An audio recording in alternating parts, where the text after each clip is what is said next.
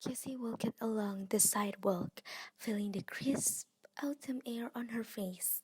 She loved this season, when the leaves turned into vibrant colors and the sky was clear and blue.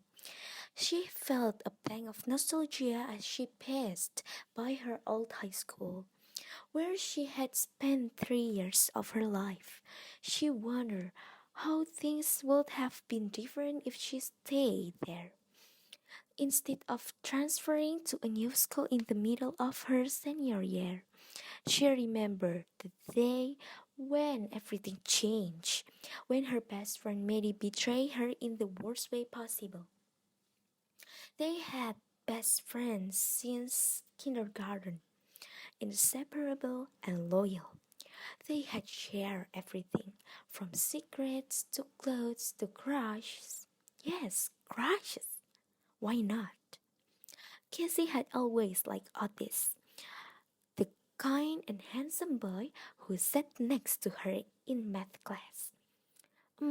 He was smart, funny, and sweet, and Cassie dreamed of being his girlfriend someday. She had confided in Maddie about her feelings, trusting her to keep them safe.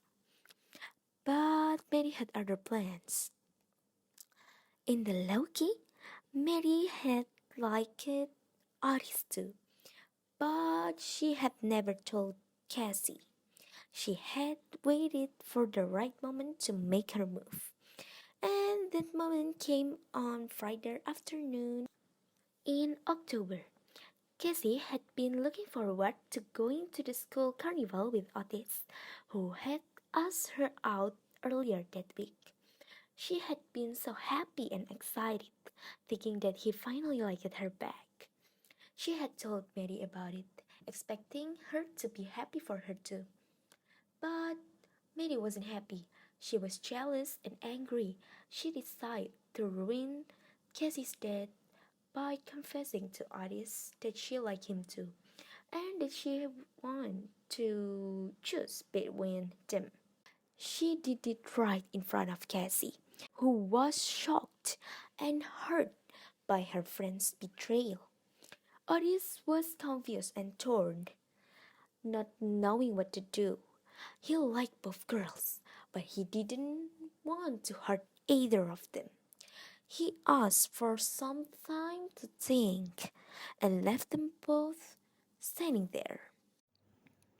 She felt betrayed by both of them, and she didn't know who to trust anymore. She ran away from the carnival, tears streaming down her face. She didn't want to see anyone or talk to anyone. She just wanted to be alone. She went home and locked herself in her room. She ignored the calls and texts from Otis and Maddie, who both tried to apologize and explain. She started to feel depressed and anxious, unable to cope with the situation. She lost interest in everything, from schoolwork to hobbies to friends. She felt like she had no purpose or meaning in life. She started to have nightmares and panic attacks, feeling like she was losing control of herself.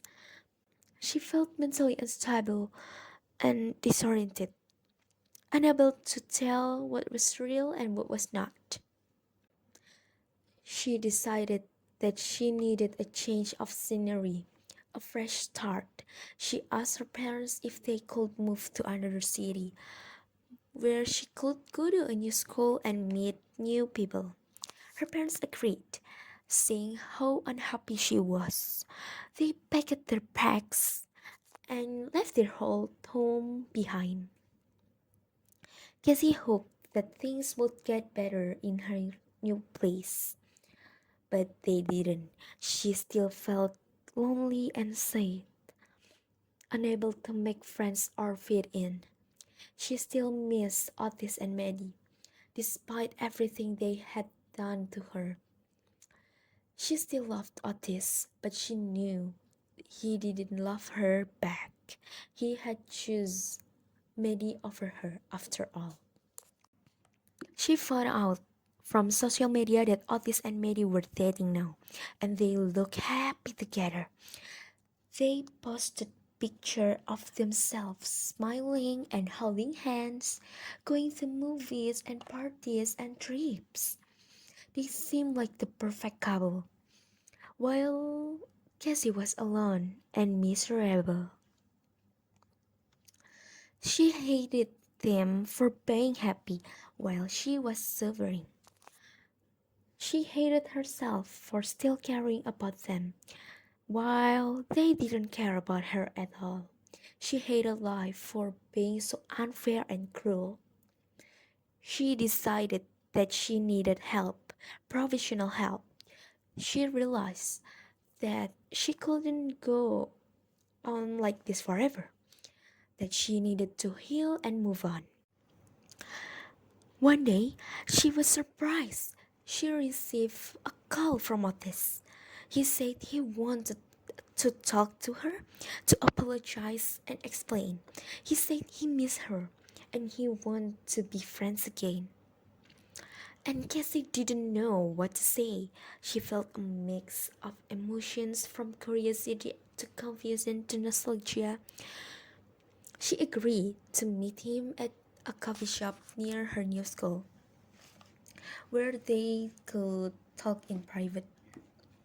She saw him waiting for her at a table by the window. He looked the same as before, but somehow different. He smiled when he saw her and waved his hand. He stood up and hugged her, and she hugged him back. Others looked at her with admiration and awe.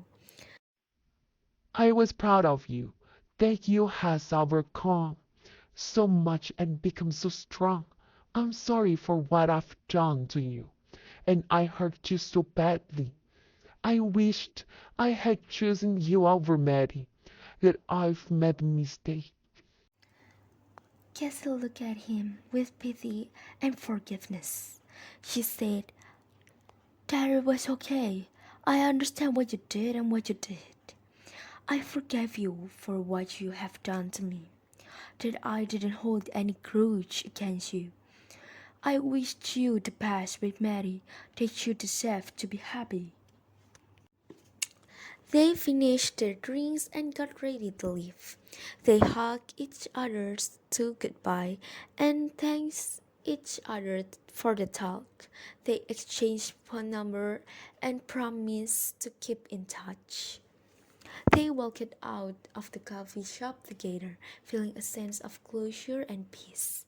They parted ways at the corner of the street, waving their hands. Cassie walked back to her school, feeling a surge of emotions. She felt sad for what had been lost, but also happy for what had been gained. She felt nostalgic for what had been past, but also excited for what would be future. She realized that Otis was still a part of her life, but not in the way she had hoped or expected. He wasn't her love or friend anymore, but rather something else entirely. He was a memory of autumn leaves.